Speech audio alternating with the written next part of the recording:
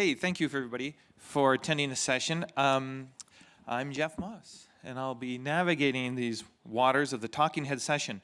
And because it is sort of unscripted, I have a certain amount of latitude in what I get to ask our guests. But before I start, I'm just curious, by show of hands in the room, how many of you are sort of newish to these cyber issues, like say 3 years or less? Show of hands. Okay, so how about 5 years? 10 years? Yeah, we're pretty senior. 20 years? 30 years? Great, okay. So my question is, we've been doing this a long time. How many of you have been in rooms just like this talking about these problems over the past couple decades? How do we get past this? Right? It's like eternal September, right? We're dealing with these issues forever. And I had this epiphany of psychologically, how do you deal with the fact that you've been beating your head against the wall for decades? Right? In most every other industry, we would have invented safety belts and anti-lock brakes and we would have been to the moon by now. But we're still arguing about passwords. And so for myself, and I'm curious your thoughts, my father was a doctor, and he never told himself that he was going to cure cancer. Because if he told himself he was going to cure cancer, he'd probably go insane. But he told himself he's going to fight cancer. Right? He's going to make an improvement. He's going to improve. And that incrementalism, that's what he had to do for his psychological well-being. Like, how do you cope with knowing that in 30 years, we may be in the same room, right? I mean, you have a huge history, right? Kemba has been in the industry and looked at it from government and industry perspective. Just before we get into this sort of nitty-gritty, like psychologically, how do you prepare for this never-ending trauma? I think you're right, and it is incrementalism. And right, we've been arguing about passwords since forever. Security by design was what? 2000 and low is when you first hear about that, and Kavuki and privacy by design. Least privilege. I mean, all of this stuff. I mean, I'm writing this in a book in 2000. I mean, it is hard to have the same conversations again and again as sort of every generation of you thinks you invented it, which is always a little disturbing. But we do get a little better all of the time. Right? And I think one of the problems is, and I've said this forever also, is that complexity gets worse faster. Right? That we lose ground even as we improve because it just gets so much more risky out there. And that does make it kind of depressing. You know, what I learned about you, Jeff, is to never expect the first question to be the question that we talked about. And also learned, my father's a doctor too, or was a doctor too. And I think the way that I cope with it is to constantly evolve with the challenge so that I'm always looking for the space where I can add value. I'm not going to cure cancer. I'm not going to fix cyber. But I am going to find the place where I add value. It's sort of I tell myself, do what you can when you can. Yeah. Right? The incrementalism, the steps. And to your point, Bruce, I'll do one more audience interaction, then we'll get going. Okay, who believes that, by show of hands, that the complexity, we've topped out in complexity, we're about as complex as we're going to get for the internet? Who believes things are going to become like less complex because market forces will force us to have to simplify if we want to move faster? Okay, who thinks complexity will be increasing? Does anybody think complexity will ever stop increasing? Right? Maybe ever's a long time. Maybe the heat death of the universe, right?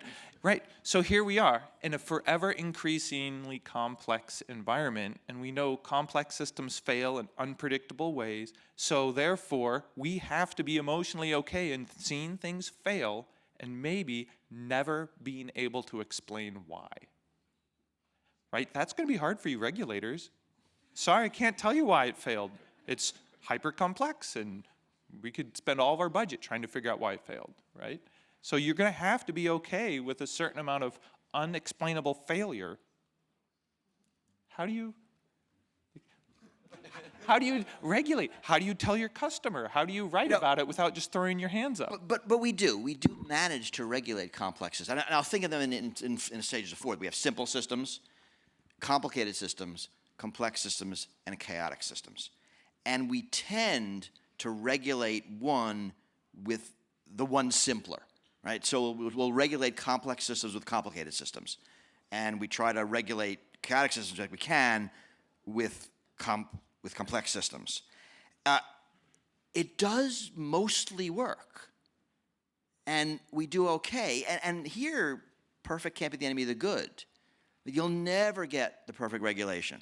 You'll never get a regulation that everyone on a stage will be happy with. That feels like a good thing.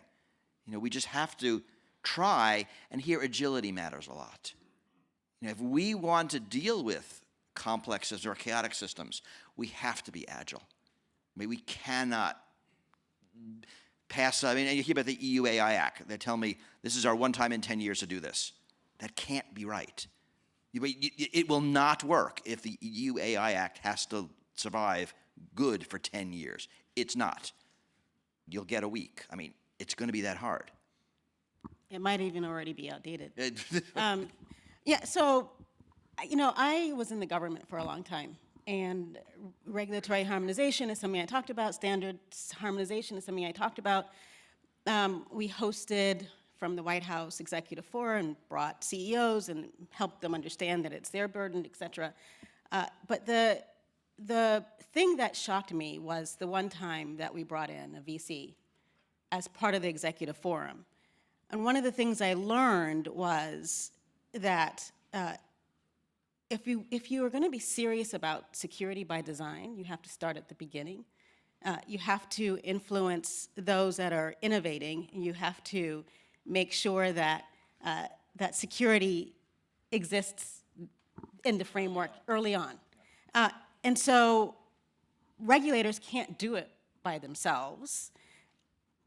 Don't expect them to. That's too much of a burden. They do have a burden, but that's too much of a burden.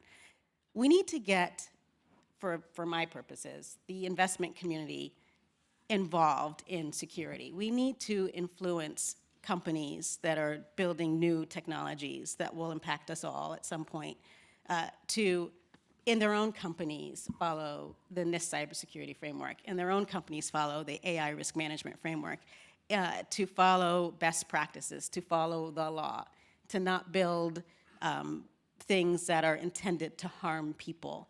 These are some basic principles that I think we can influence at the outset. And so we can't necessarily always rely on regulation to help us with the complexity of technology and the evolution of technology.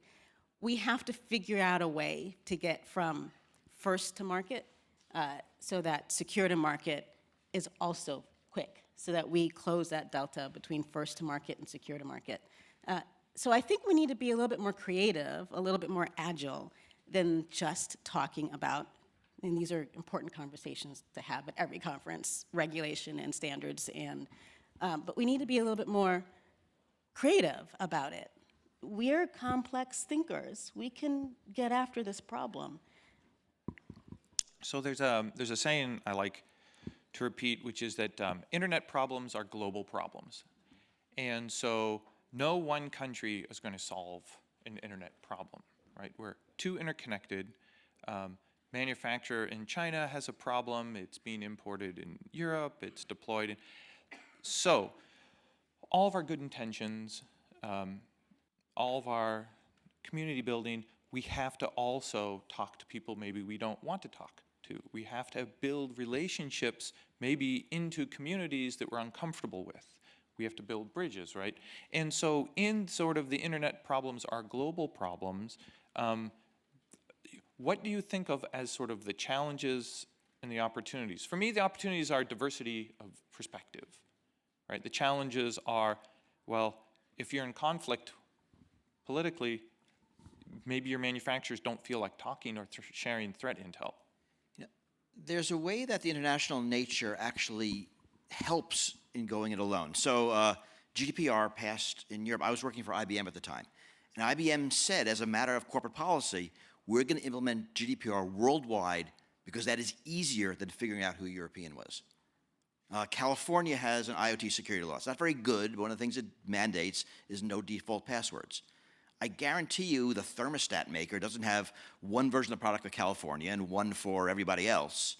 I mean, a good standard in a large enough market can move the planet. And that's like different than cars, which are, you know, the car you buy in Germany is not the car you buy in the United States. The engine's tuned to local laws. But in software, you don't do it that way. So it's interesting to see that a go it alone can have value. I'm really happy about the EU AI Act. It's going to make my world better, even though I am not in the EU.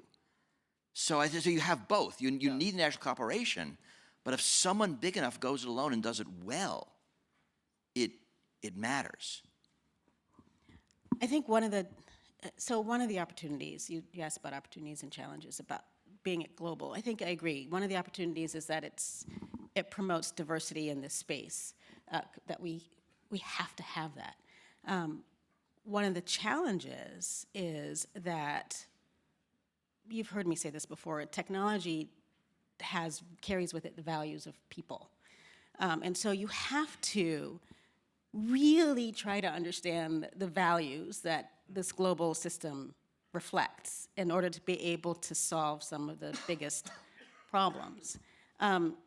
You're going to have to communicate with like-minded countries, and they're not always going to have the exact same value, but you're going to have to find that common ground, that common value, before you can start building solutions to some of the global internet challenges, I think.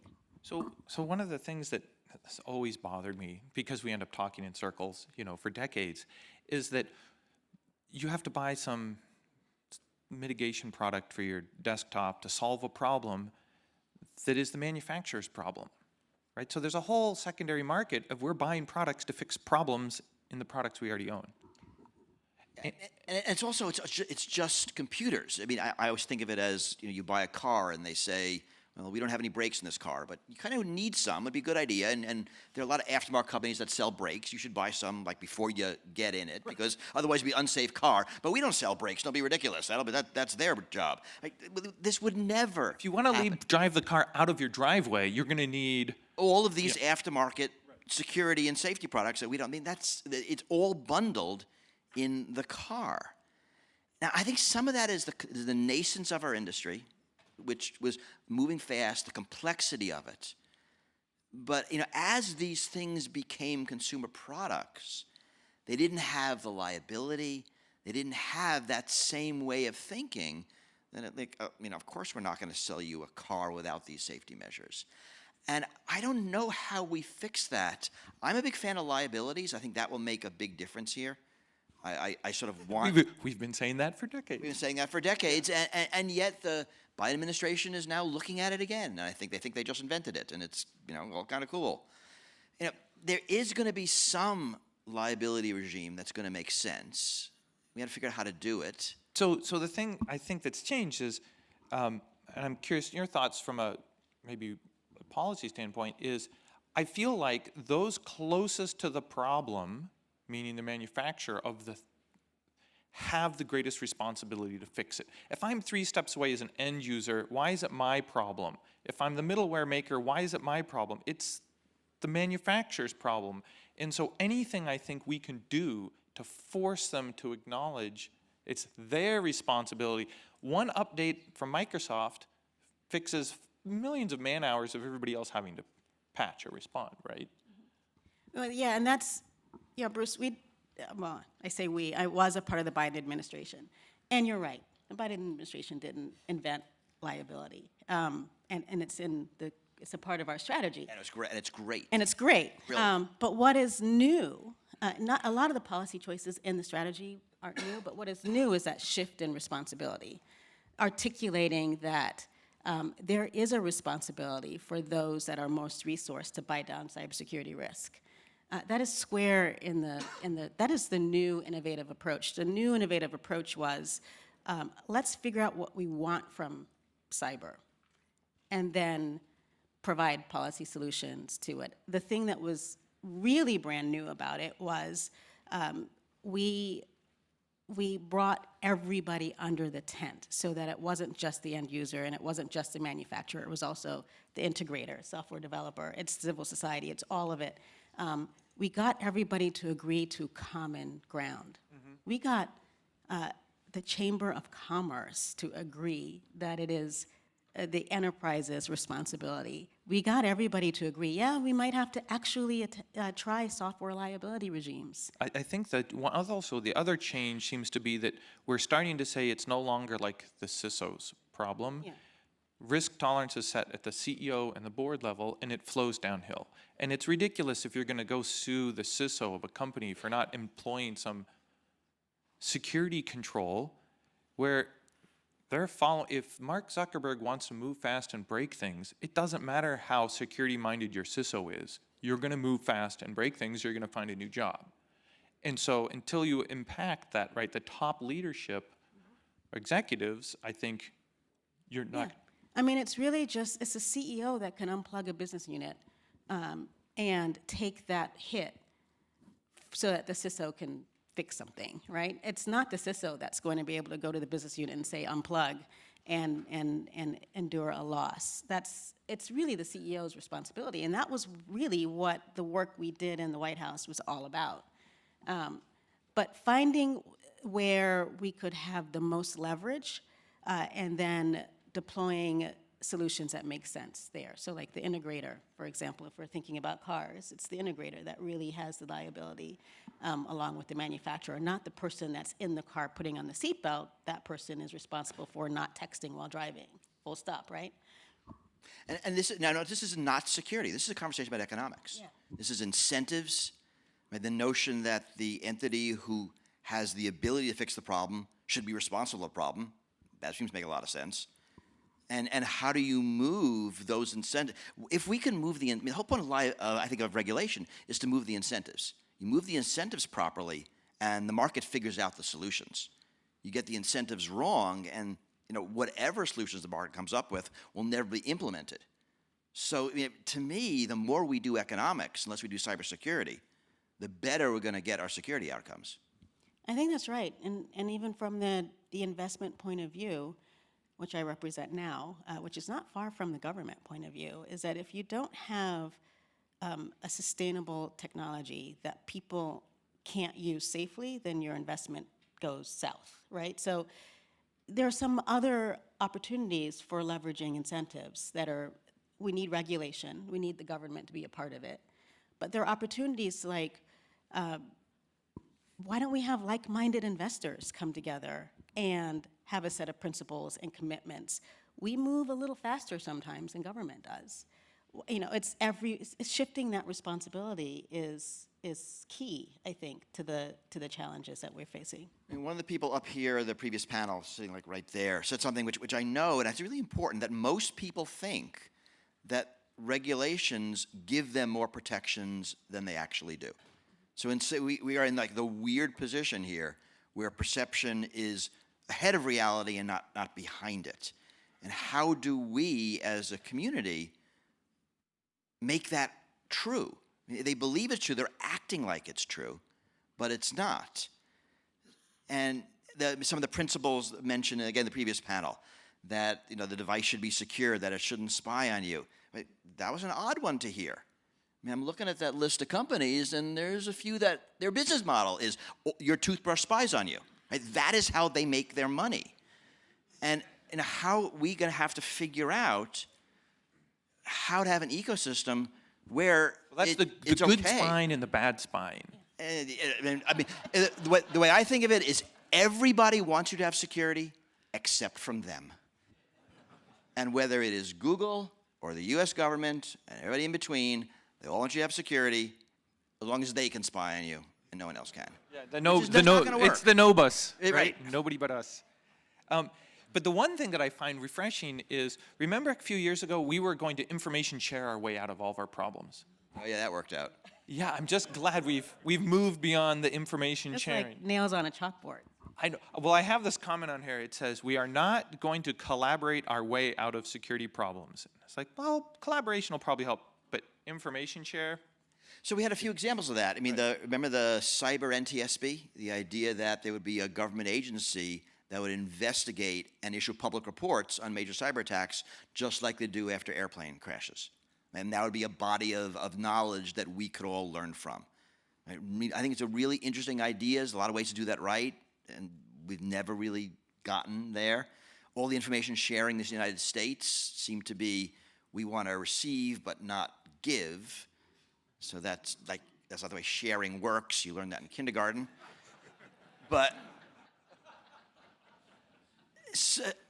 I mean, a lot of the problems are, unlike some of the industries where, airplane crashes, they're few, far between, they're spectacular.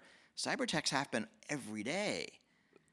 And you're just not going to be able to do that. But when we do see the reports, the congressional report after the Equifax breach, I assign that to my students. It's really good.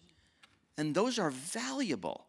I mean, I want a document like that about WannaCry that I can give to policy students. Now, these are not techie students. These students didn't take math in college. And I'm trying to teach them cybersecurity policy, that having that body of knowledge is valuable. So I do want some sharing. Right.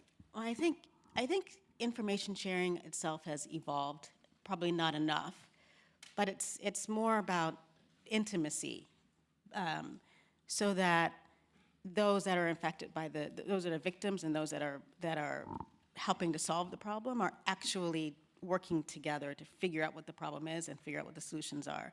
I was an inaugural member of the CSRB, which is kind of modeled after the NTSB. There's still some work to be done to make the CSRB work better. But the Log4j report that we published, for example, helped illuminate a key for me. And I'm not I play a techie on TV, but I was pretty good at math, but I'm a lawyer by training. It shocked me that computer science engineering, computer engineering, software development, there's no security curriculum in that space. No standards, right. Somebody's looking at me shocked. That's something I discovered, that those that are stewards of our open source are voluntary. Like that, Okay, those so are the things that we're are coming into our kind of... Jeff, I want to ask you a question. Oh, okay. Because I think this is something you talk about how we can use the legal system, deploying lawyers. And I actually want you to say that out loud, because I think it's really powerful. Okay, so in government, we can deploy our militaries. As a private sector, who's our military? It's our legal department. Okay, so I'm being attacked. I'm a company. I'm being attacked. Of course, I call 911. I'm going to call my army, legal department, sue them. And I need a way for my legal department to sue everybody in this room.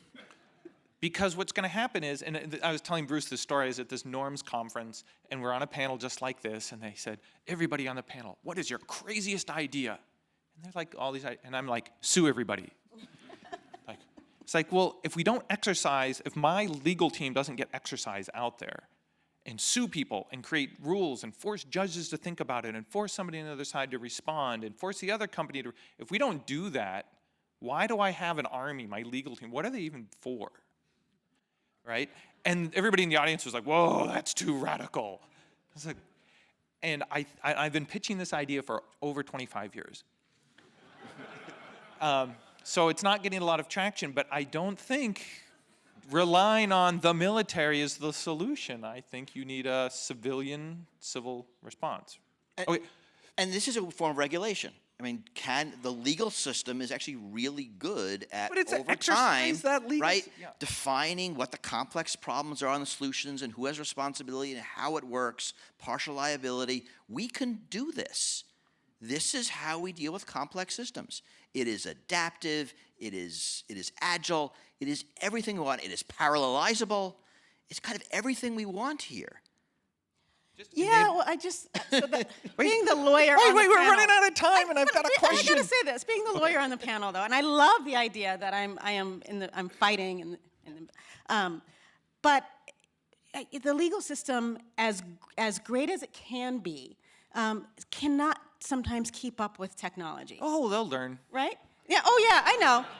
I teach lawyers about cyber on a regular basis. How's that going? It's actually going really well. Excellent. But we need to make sure that we keep the legal system just as agile as we expect it to be. It is hard to sue everybody when there is no. But legal so clock. I hate this thing.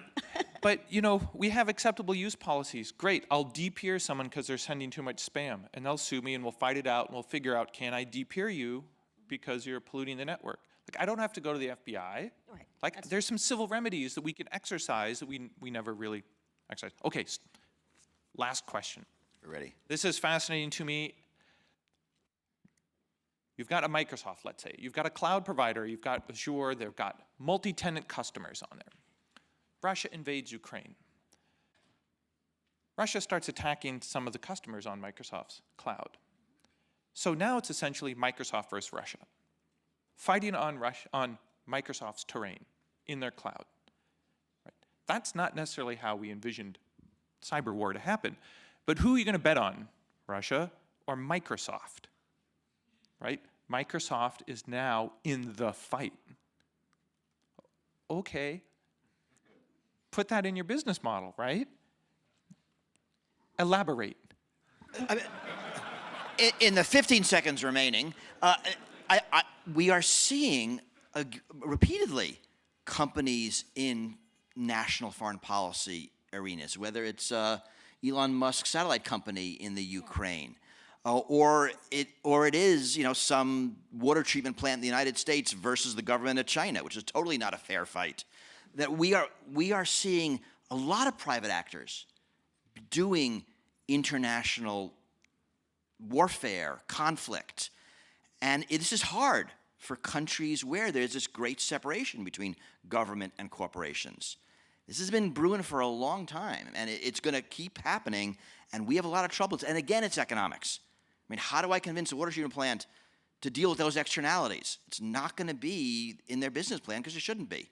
I have to, full disclosure, I used to work for Microsoft, so I don't want to talk about Microsoft specifically, but you have to beat all of us to beat one of us, is the idea. There is community, going back to your original, I'm sorry, we talking heads, you knew that wasn't going to work, but community, going back to your original idea, it's going to take government, civil society, academia, industry, all of us. Russia did not expect to have to fight all of us. They thought they were just fighting the cyber defenders in Ukraine or the military in Ukraine, but they were fighting Elon Musk, they were fighting Microsoft, they were fighting the government, they were fighting government, United States government, other European Union, NATO. They were fighting all of us, and they still haven't won.